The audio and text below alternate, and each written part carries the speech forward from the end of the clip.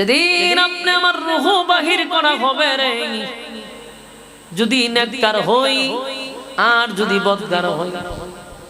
নেককার হইলে সুবিধা হলো, নেককারদের রূহ নেওয়ার সময় ফেরেশতারা তারে সর্বপ্রথম জাহান্নামটা দেখায়।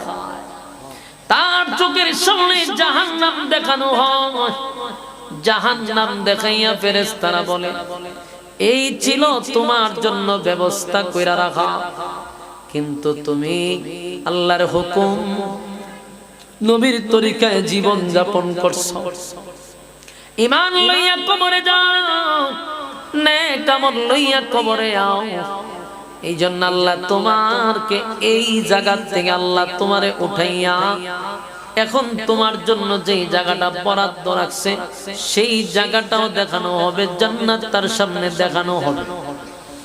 আনন্দে তার মধ্যে একটা আনন্দ থাকবে রে, ওই আনন্দের কারণে অনেক সময় আনন্দের কারণে কষ্টের কথা মানুষ ভুলে যায়। ঠিক ঠিক কথা বলেন না?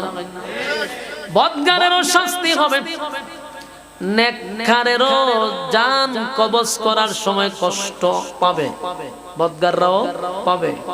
কিন্তু এখানে তাফসীর কারকরা বলে নেককাররা কষ্ট পাবে, বদকাররাও কষ্ট পাবে, দুইটার মধ্যে ব্যবধান হইল কষ্টটা এক। কিন্তু অনেক সময় আনন্দের কারণে কষ্ট মানুষ ভুলে যায়।